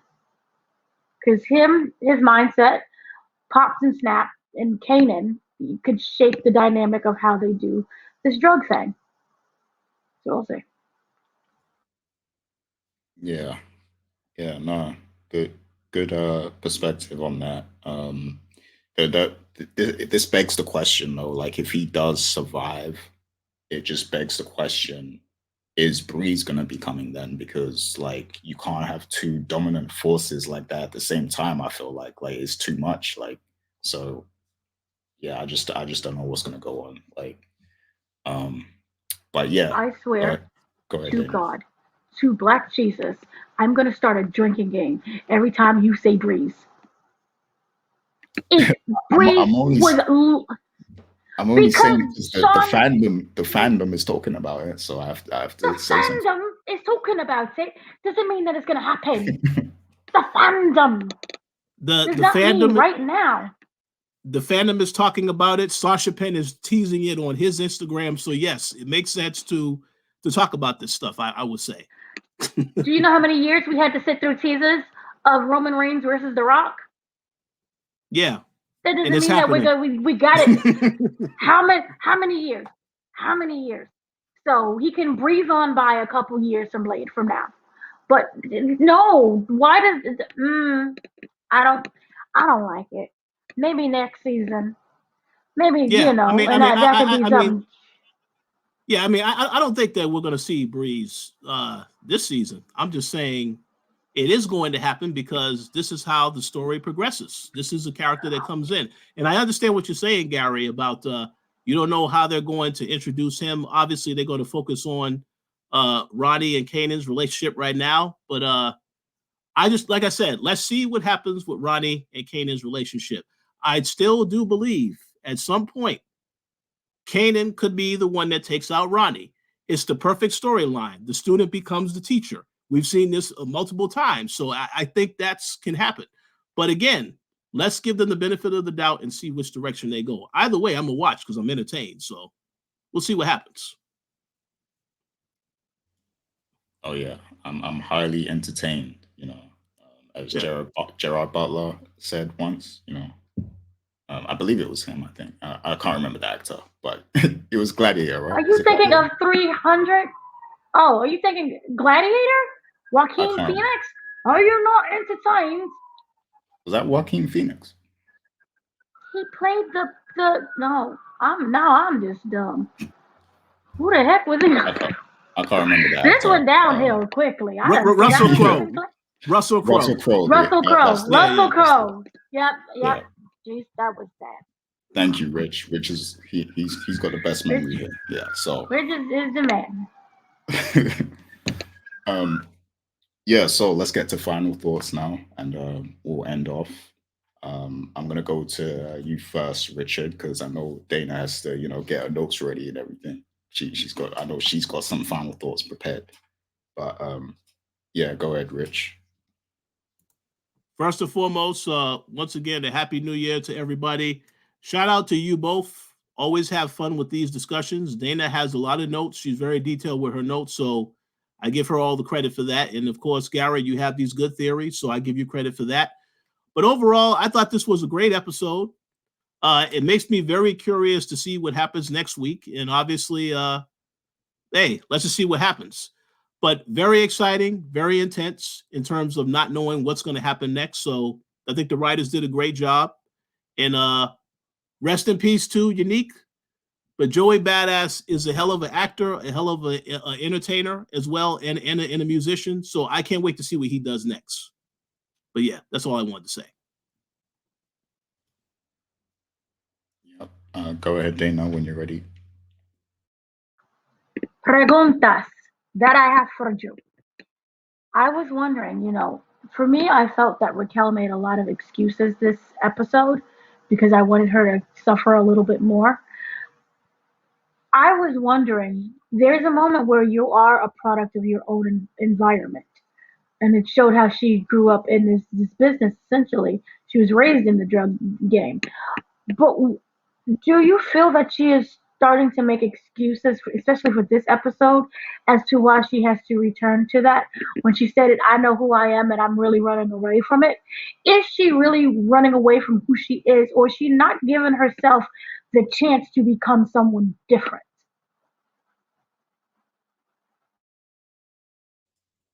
That's a great point. Like that's excellent food for thought, I think, for us to think about. And yeah, like I feel like she should have given herself more of a chance to overcome these obstacles, with the flooding and the police harassing her and all that stuff. Like, because life ain't easy, and a lot of people feel like resorting to the drug game is the easy way out, because life is actually so hard. Like, if you have to, run your own business and show up to work every day at the same time, like a lot of people find that hard. So, is she taking the easy way out? And is she preventing her own growth? So that's a great question right there. But did you have any more thoughts? Richard? That is a great question. That's so great. I have to keep thinking about what I want to say. But no, let me just say, yeah, you can make the argument. It does feel as though she's running away because she knows that this is a lifestyle she's familiar with in terms of being in the game. But you do have to want to jump out and take risk. I do agree. I do agree with what you said earlier, Dana, that it would have been good if she did this whole thing at the very beginning of the season. Maybe the first episode. This is when she decided she was going to get that nails, buy up the shop and all this other stuff.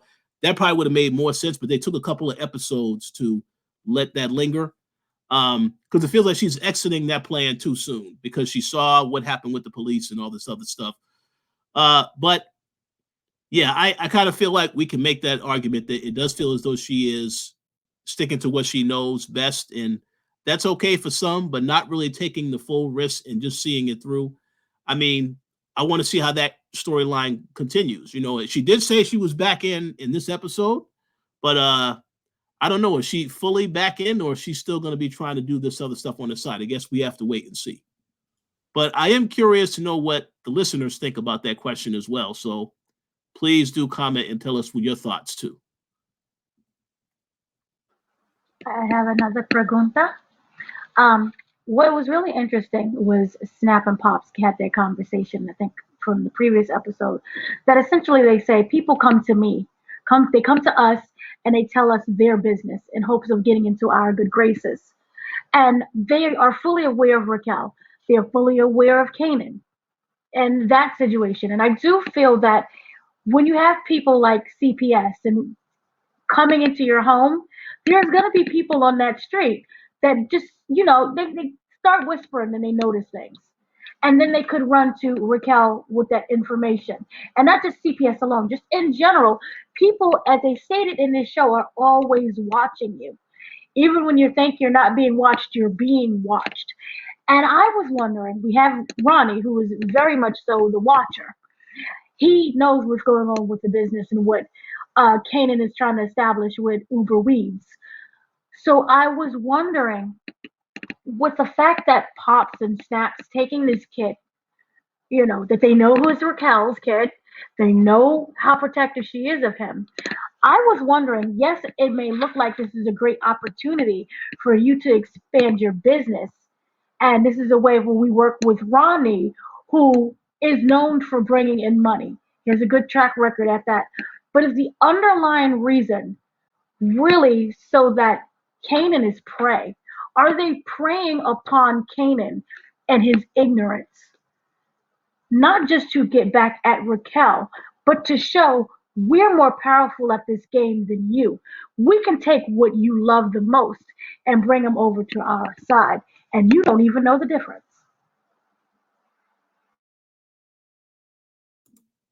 That is a very, very good observation. It could be seen as a strategy. That's a great theory. I want to see how that pans out, because they are aware, at least, that obviously Kanan did tell Ronnie this is his thing. He's not involved in what Raquel is doing. So I could see how they would think it would be an opportunity to pull him away. And especially when Pops and Snaps, they know that she's not in the game. At least that's what they know from when we first met those characters. So this is an opportunity. So that's a good thought. Man, you have something you want to say about that, Gary? Because that's a good thought. I think there is an opportunity there. Yeah, I absolutely think that it's a power play from Ronnie's perspective. Like I think, yeah, like he knows that he controls Raquel now because he controls Kanan. Like he's got power over her, because he's controlling her son. So yeah, that's absolutely a power play from his perspective. Um, for Pops and Snap, I feel like, fundamentally, I think they're all about the money. And like you was alluding to, in the interview you did with them, I feel like they don't, 100% trust Ronnie anyway, but they see an opportunity here. So I don't think from their perspective it's all about having power over Raquel.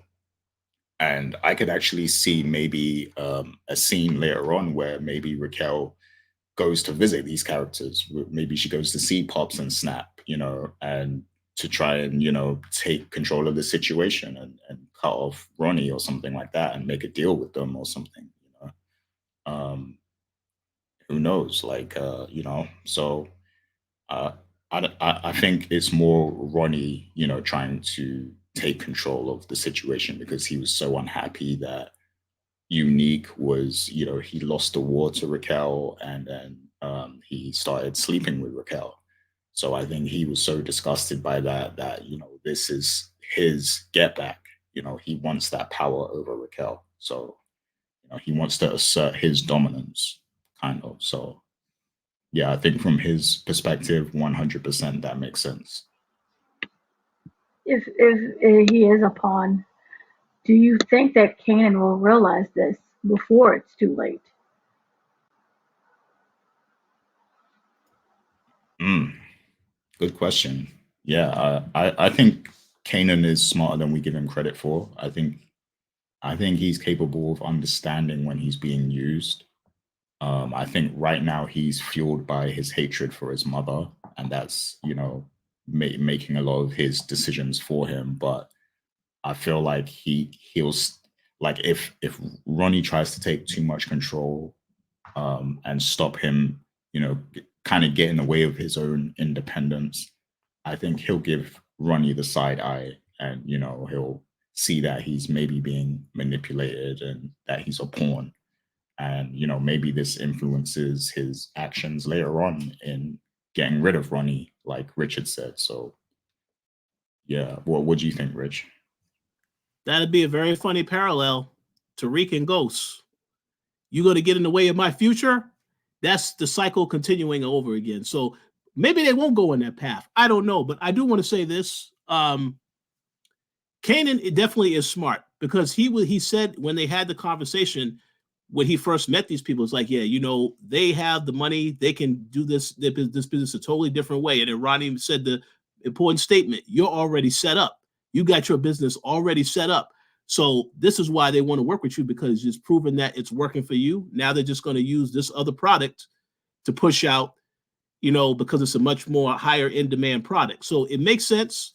So I do feel as though if he does find out at a later time, I will be curious to see what his reaction would be. He is going to be making more money, but he does not want to be controlled by anybody. So he may take matters into his own hand. If he sees that later, he may seek some type of retaliation against them. But he's going to be, I think, a little strategic in how he does it now, because he's asking important questions up front about why they chose him for this. So I'm curious to see where they go from here, for sure. But that's a very good question. These are all very good questions that I definitely want to see what others have to say as well. Yeah, you got anything else for us, Dana? Yeah. No, I'll leave you with those two. Okay, no, those were fantastic questions. So thank you very much for that. But yeah, that is going to be it for this episode of the Powercast. I hope you guys, enjoyed both Raising Canaan and our after discussion. And yeah, definitely leave your thoughts. I can't wait to see all the theories because this episode kind of it could shift a lot of perspectives out there, like what people thought was going to happen. So I want to see what the theories are going to be after this one because we had 2 weeks since the last episode where Unique died. And I was watching all the theories, like all the theories about Unique coming back, being Breeze, and all this stuff. So I want to see what they say after this one, because yeah, a lot happens, So, but yeah, that is going to be it for now. We'll see you guys next week. The schedule remains now, so we're going to get an episode every week from now. So, looking forward to it. And we'll see you next week. Take care. Peace out, everyone. One love.